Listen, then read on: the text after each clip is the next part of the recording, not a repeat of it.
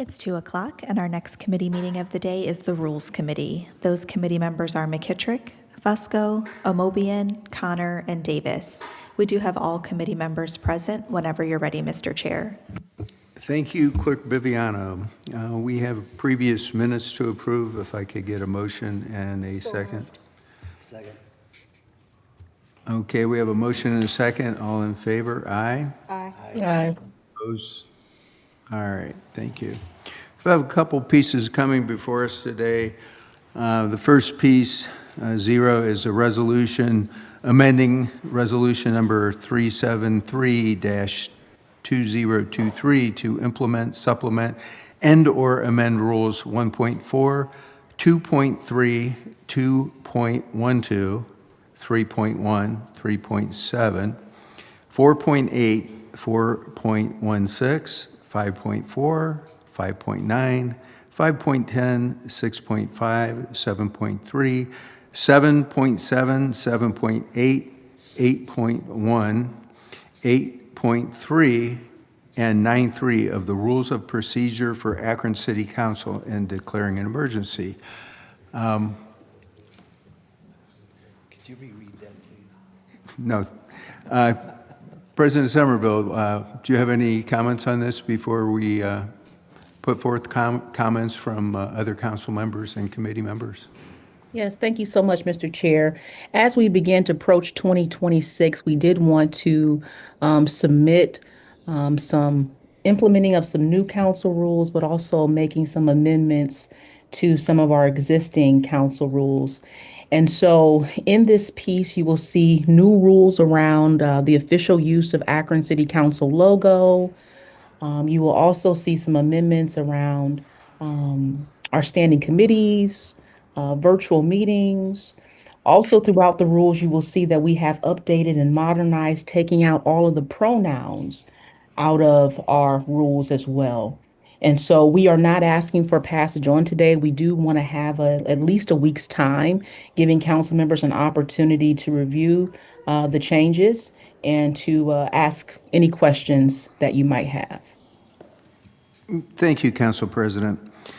Are there any comments or questions by any committee members? Okay, seeing none. Yes. Any other council members? I'm sorry. Oh, I'm sorry, I couldn't see your hand up there, Councilwoman. Go right ahead. I'm sorry I couldn't find it quick enough, Mr. Chair. Yeah, there are a number of things on here. First of all, I'm not really sure why we removed the committee of committees. If we could have a brief discussion about that. The other one I would like to, I'm not really clear on what we are referring to when we talk about the video conference technology. Are we talking about the technology that we're presently using, or are we talking about something new? The other issue, you want me to take, it's a number of things, and I know we have a lot here. With regard to leadership, I would like for us to consider what the county council has done, because I don't think we should have a president indefinitely. I think it's something that should be rotated and changed after every 2 years. That would be my recommendation for that. But here are a couple of things. Could we address the video conference technology? What are we referencing there?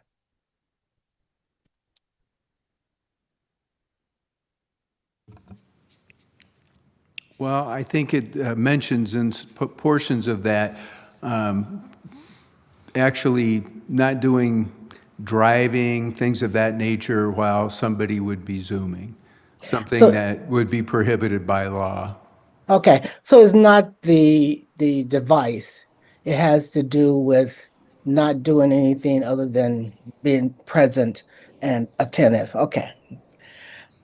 With these pronouns that we're changing, I'm not really clear why we're going from his, her to their. Because usually when you talk about there and they, you're talking about more than one person. And we're talking about one person, we're referencing a member of council or the president.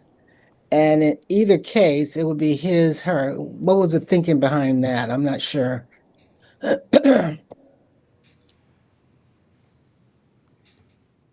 It was also kind of brought to our attention, Councilwoman, that we would kind of move away from this councilman and this councilwoman. And so, typically you'll see just a removal of pronouns, so that people can identify, they don't have to necessarily identify as, he or she. Oh, oh, Okay?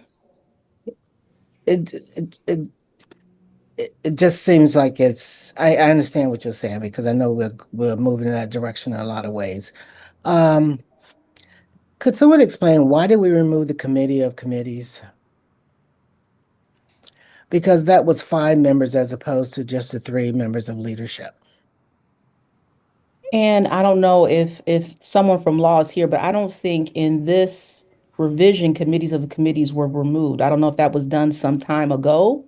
Yeah, we did. I think you guys did that was it last year or whenever you changed because it used to be five members of a committee and then it was changed to the three members of leadership to make these changes. Because normally the committee of committees would be doing all of this. Yeah, I'm not even sure when committees of committees were stricken. Again, on what's before you currently, there's no mention of committees on committees, but we can find out for you, Councilwoman. I just don't know the answer right now of Okay, when that change happened. thank you. In the rule 3.7, and Mr. Chair, if there are other folks with comments, I can stop and come back if you want. I've been going over this and I just got it today. So there are some things here I just have questions about. So please stop me if you need to, Mr. Chair. And Rule 3.7, committee meetings, it talks about only meeting if you have legislation pending.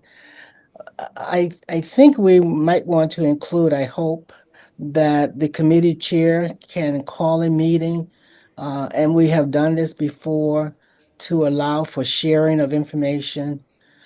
And we've done it like when we've called together for levies that people wanted to come and share and have a larger audience, or when we've invited the Commission on Aging or something like that to come and talk about what they're doing and how we can be helpful.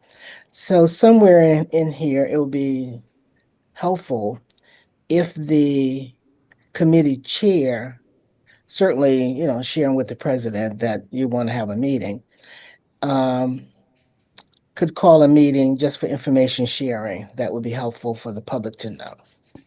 And Councilwoman, we're not trying to stop that at all. So again, committee chairs can request a meeting. We're just asking that, if there's no legislation, just get approval from President of Council to hold that meeting. That's all. Okay, okay. I We, just we, want to we make do sure. want to encourage, opportunities for chair people to hold meetings, particularly to get out information that's helpful to the public. Right. You don't think that should be noted there somewhere? And if you have any ideas of additional language that you want us to put there that speaks more clearly to that, we're definitely open to that as well, okay? Okay, thanks. Um, Rule 4.8. When there is a call for the question, doesn't, I don't know if we put everything in the legislation or not, in the rules or not, but I think that needs to be seconded when that motion is made. So just keep that in mind. Um, on page 4, where you get into now it is unusual for somebody to leave the meeting without stopping by and talking to either president, whoever is presiding. Um, but my question here is, if the person has to run to the restroom for instance, but will come back and it could be sick or whatever. If the vote could be delayed so that this person could participate in voting, because I mean, you can always come back to a vote and just say, I'm not suggesting that we delay it for days, but just the person should be returning, please consider that. And I think it's unusual for anybody to leave the room unless we just have to go. Is there a particular reason why Rule 7.3 is moving away from a specific number of days to something that's arbitrary or subjective? What's behind that? And I'm assuming you're talking about a vacancy that we're filling, and you're inviting people from the public to express their interest in writing, and then they have a period of time. Is there a reason why we're moving from, and I'm just not, 7 days, I'm not sure if it matters, if it's 5 or 7, I'm not sure but what is the reason for not having a number of days in the rules? So this was actually brought up by our attention, by our clerk. And so I was going to ask if Sarah wanted to chime in on that one. Sure, I'd be happy to. So in the past, when we've had vacancies and we give a 7-day deadline, it really cuts things very short for us to get the applications together, get a selection committee, get all of those candidates interviewed before the deadline of having to fill that vacancy. So it's something that I brought to the attention that perhaps we can, depending on how long the vacancy, when the vacancy is brought in, when the resignation happens, we can kind of determine from there, just to give staff and the selection committee a bit more time to get those candidates in and interviewed before the deadline to fill the vacancy. Now I know that the probate judge doesn't come into play for what, 30 days or so? Is it like 30 days? If we don't act to fill the vacancy within a period of time, then the probate judge is I- the one who can fill it, and I think I believe it's the mayor that fills that vacancy if council does not within the 30 days. the mayor. Correct. I thought it was a probate judge. It's the mayor who fills our position? It Those are is, two- Councilwoman. Excuse me? I can hear you. I said, yes, it is the mayor, Councilwoman. Wow. I always thought it was probate judge. Why would another branch of government be filling? Anyway, that's neither here nor there. But do you know the time frame? I guess we can look at that. It's just that if you give people a certain number of days, well, it just, at least they have a better frame. So the president would determine when the deadline would be, or for the applications or the writing of interest. Right. So when a vacancy occurs, we do bring legislation in that announces the vacancy and sets the date of that election. And in that particular piece of legislation, it could be stated in there as well of when the deadline is. Okay. Okay. Now, I didn't get a chance to read all of this because I've been sitting here reading since we had the last committee meeting, but I know we're taking time. But my question is, if we could, I tell you, county council has adopted something I think that's quite interesting and helpful, that no one serves as president longer than 2 years. And I would like for us to consider something like that, because I think it's kind of hard pressed to have one person serving an extended period of time. And I know when you have the presidency, you're in a position to make offers to people to extend that. So my question is, I would like to see us consider some type of rotating process as opposed to what we're currently doing. Those are my thoughts for now. Thank you, Mr. Chair. Thank you, Councilwoman. Any other committee members or council members? Tina Boyce. Thank you, Mr. Chair. So I just noticed, this is a typo, I think, in 7.3.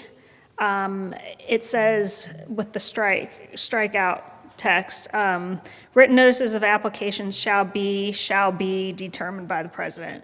So just remove one of the shall be's, please. Thank you. I see that. Thank you. Thank you, Councilwoman. Any other committee members or council members? Okay, next. Motion to refer? We have a motion to refer. Is there a second? Second. Have a motion and a second to refer. All in favor? Aye. Aye. Any opposed? Okay, we will refer that item.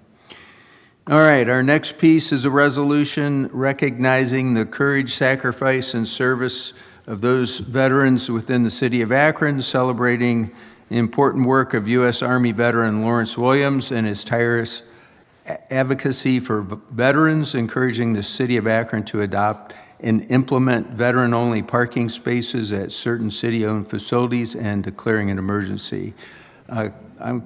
Councilman Garrett, you are the sponsor. Go right ahead. Thank you, Chair. Appreciate the opportunity. This resolution seeks to establish designated parking spaces at the community centers. With over 9,000 veterans in this Akron area, this will reinforce our commitment to Akron and to not only to Akron, but to veterans as a veteran-friendly city. Asking for the passage, suspension of the rules. Thank you. Okay. Do we have any comments or questions from any committee members? Mr. Chair, Yes, Councilwoman? I have such a hard time getting to this raise hand feature fast enough, so sorry about that. I wanted to be recognized. Okay, go right ahead. Thank you, sir. Mr. Garrett, what are you thinking in terms of, you said parking spaces at our community centers, and where are you thinking? Certainly, I think recognizing veterans is important after they've given so much. Thank you. So the first phase, well, first and foremost, I just want to take an opportunity to, as I get to answer your question, to thank Attorney John Supkin, who really helped put this whole resolution together. In addition to Chris Little and his team, from going out to just surveying, coming up with a mock-up of what that parking space would look like. Chris Little and his traffic team took the time to put that together. We were looking to get this done prior to Veterans Day, but we just want to make sure that we did everything proper. We had a chance to look at other municipalities. Brunswick had something similar. Brunswick offered a Purple Heart parking space. The intent here is to identify 5 areas, community centers throughout the city. The first 5 that we would like to install would be Patterson Park in Ward 2, Ed Davis in Ward 3, Judge James R. Williams Center, Ward 4, Northwest Community Center, Ward 8, and Reservoir Community Center in Ward 10. So these are the spaces that we would like to have them initially installed.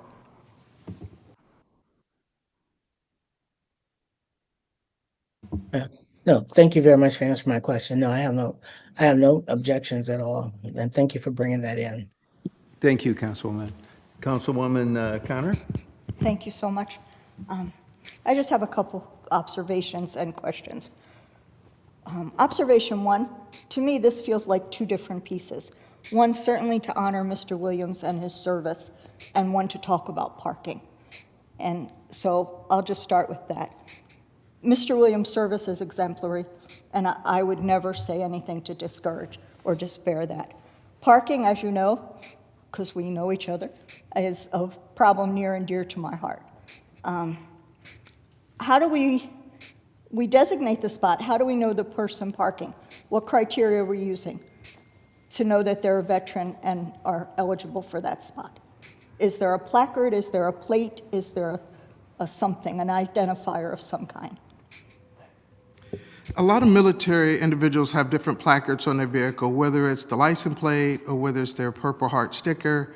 But for the most part, we're looking for veterans with one space at each of the facilities for the honor system. We had a forum back in February where we hosted at Garfield High School, where we hosted like 150 veterans, and just having them to be seen, recognized was one of the things we came out of that meeting with, and so that was the whole goal. Okay. You talk about this being phase one. How many phases and what do the phases look like? How are you working to phase this through? It was the intent to, during that veteran forum, it was representatives, one of the veterans from each ward. So eventually the goal would be to have one in each ward. And so we just wanted to start out with 5. I didn't want to overwhelm Mr. Chris and his team to start out with just 5. So we identified 5, picked 5 different areas. In the second phase, we're looking to roll out at the other community centers. We did not want to disturb the metered parking, so we just wanted to start out with this. Most municipalities, other municipalities started out this way as well. Okay, thank you. Thank you, Councilwoman. Any other council representatives, committee members? Councilman Hanna.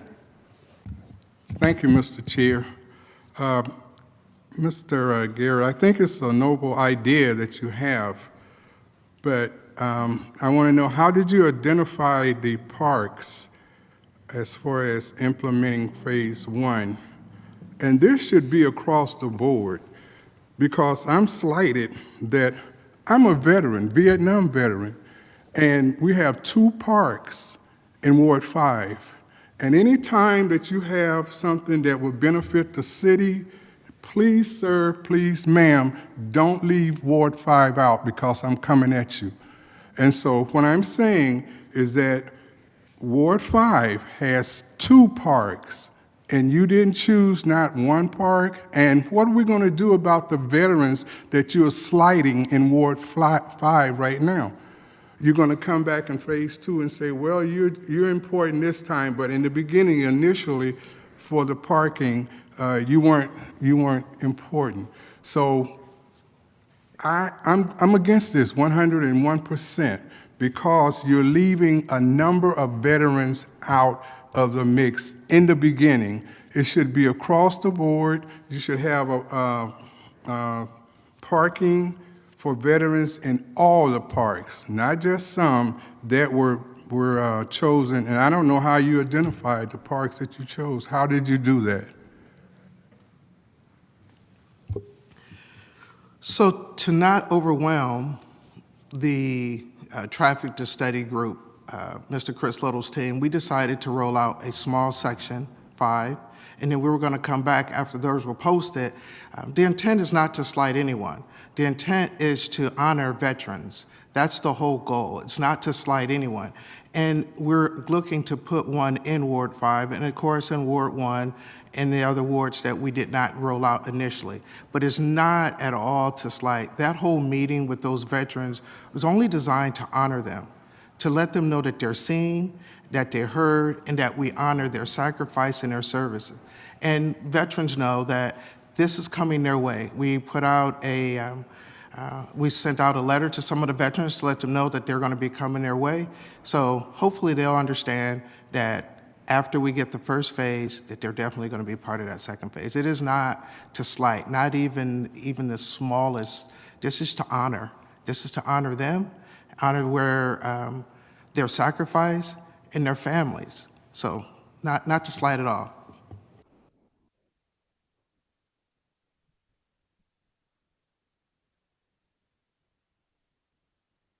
Thank you, Councilman. Councilman Fusco. Yes, thank you. Thank you for bringing this in. I support it in theory. I understand the comment made by Councilperson Connor in terms of separating this.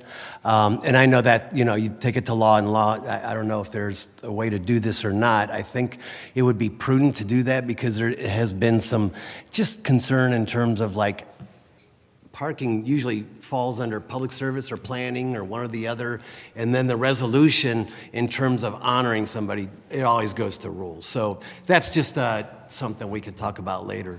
But I don't know if you knew this or not, but in 2017, we became a Purple Heart City. And it seems to me that that would be And appreciate your service and everything that you guys have done for our country. Certainly appreciate that. But it seems as though in terms of enforcement, the Purple Heart piece, we were declared a Purple Heart city in 2017. That would be easier to enforce, which that issue has come up in terms of Purple Heart. So I don't know, I'm just saying it may make sense in terms of, honoring the Purple Heart folks who are more inclined, I guess, saying it this way, may be more inclined to need that extra space closer to a door than the veterans. And like I said, I appreciate you bringing this in, and this is a great discussion.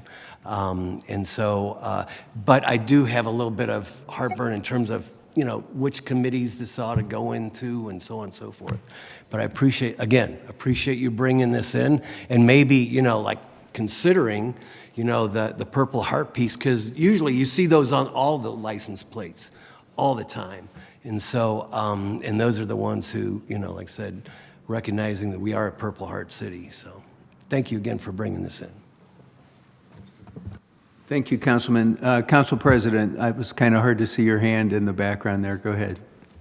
Thank you so much, Mr. Chair. I just wanted to mention that I personally really like the idea of honoring our veterans in the city in this way and manner with designated parking.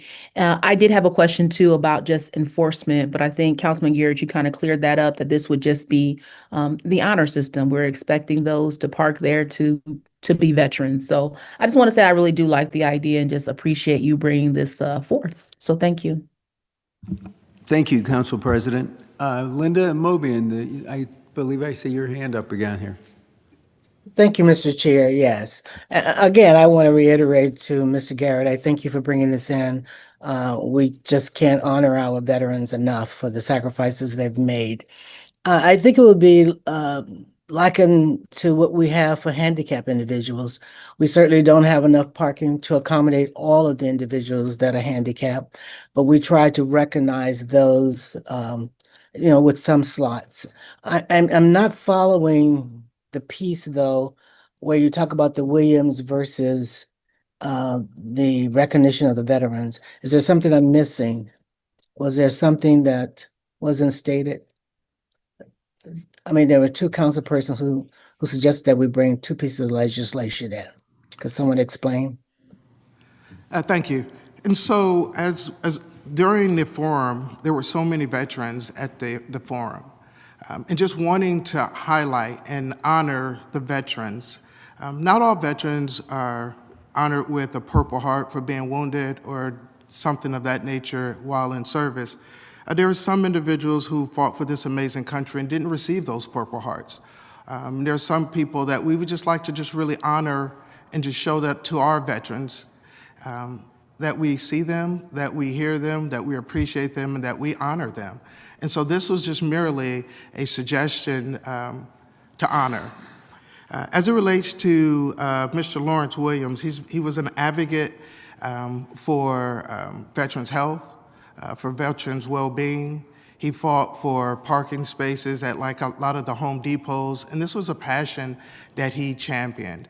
And so we tried to, with Attorney John, we tried to merge both of these together to do it as one.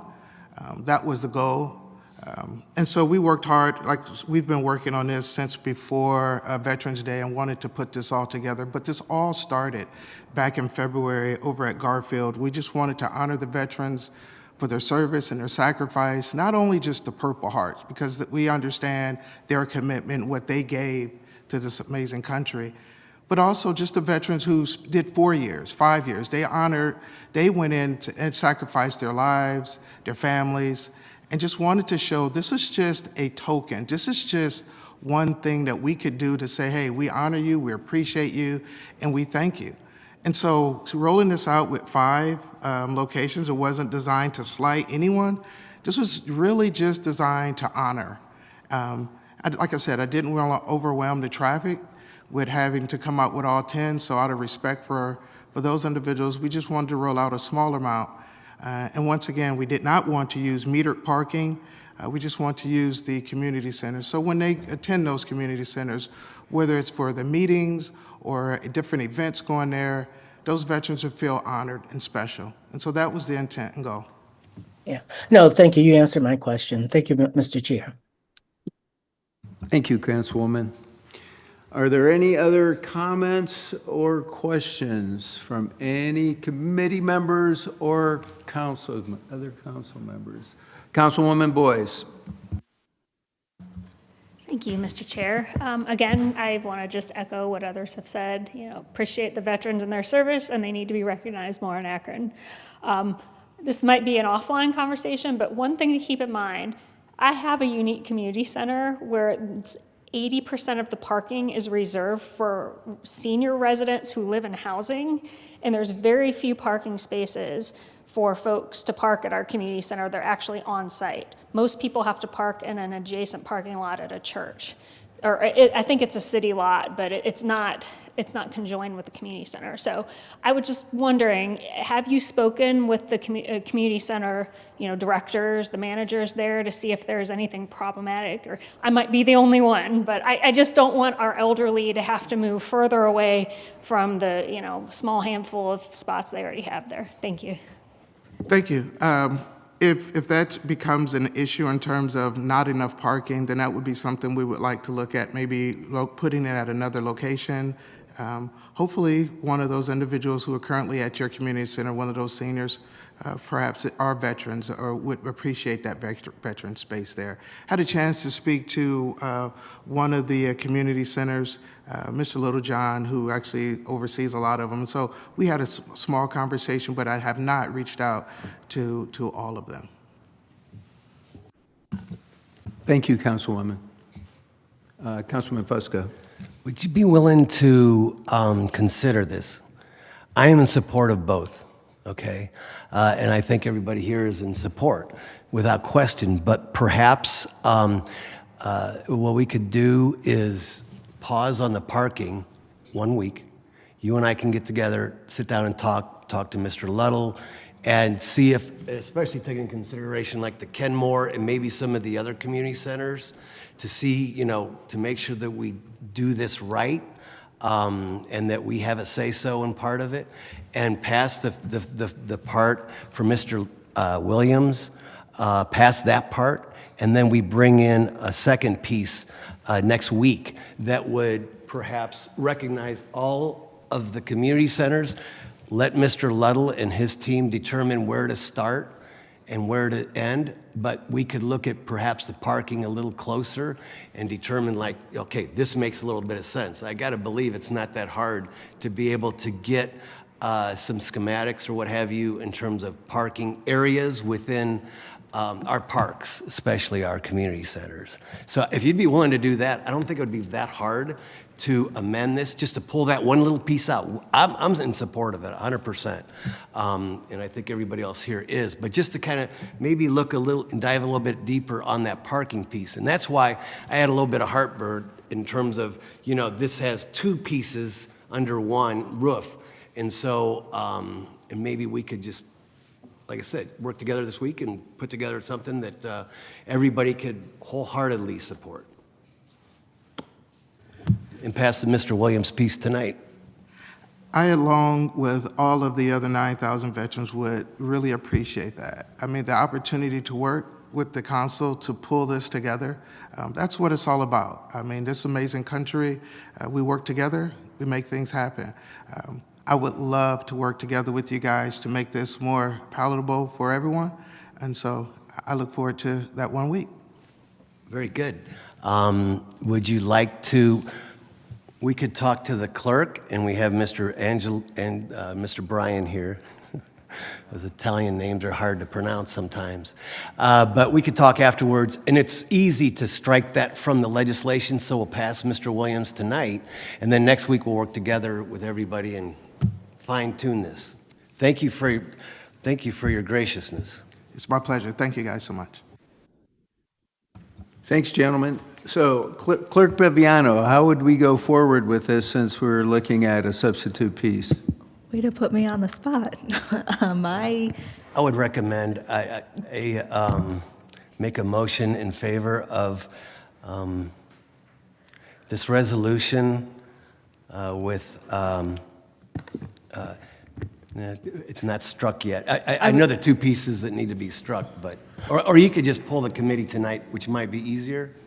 Yeah, so Councilman Garrett, as I understand it, you've made an oral request to amend the piece to limit it to the resolution acknowledging Mr. Williams' accomplishments. We can absolutely get that ready as a substitute and provide that to the clerk's office before this evening. So that's not a problem.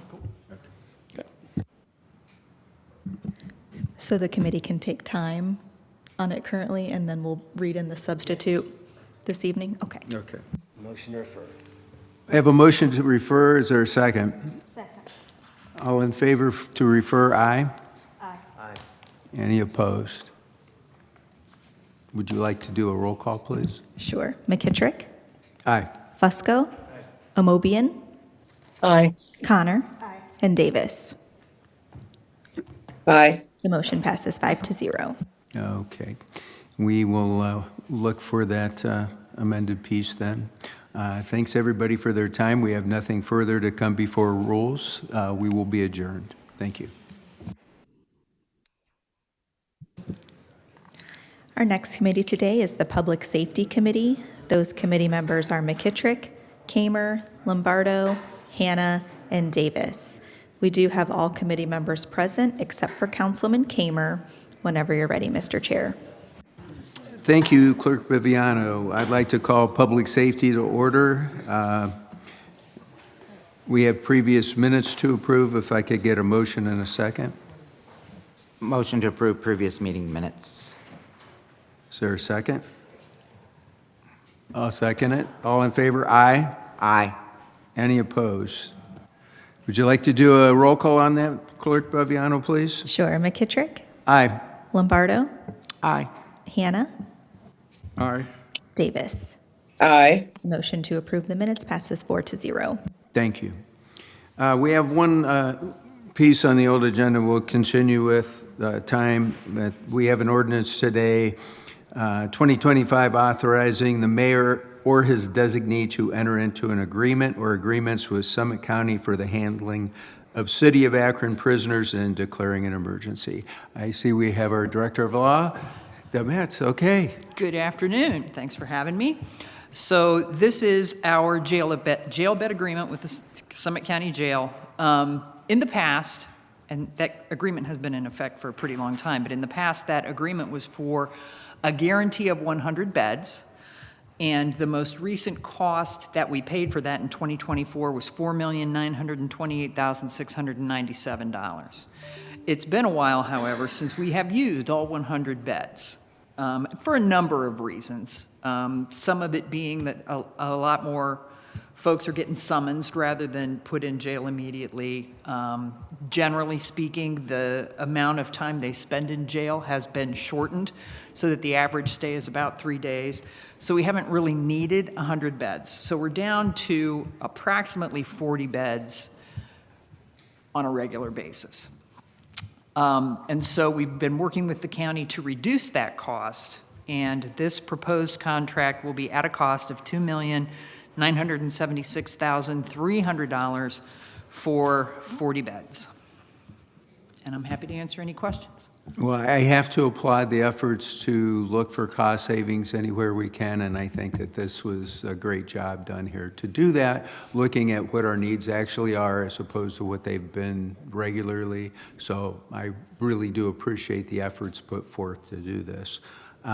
Do we have any questions or comments from any committee members? Any other council members? I don't believe I see anybody up there with their hand up. Okay.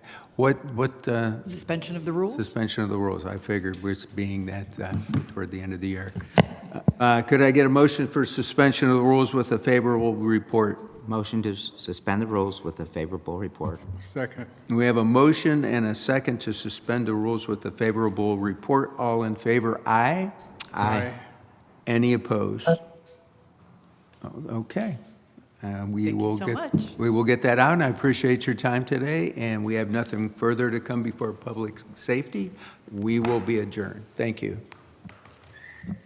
Our next committee today will be the Budget and Finance Committee. Those committee members are Lombardo, Amobian, Fusco, Boys, and Bolden. Again, that's the Budget and Finance Committee, and it will begin at 3 o'clock. Thank you. Other thing we came up with, we met with Danielle Gray from Ohio Recovery Housing, is recovery houses are not considered group homes. I don't know how. Yeah, she said, well, they're not really group home because they don't do treatment. Well, they're not doing treatment. They're going to treatment outside of their housing.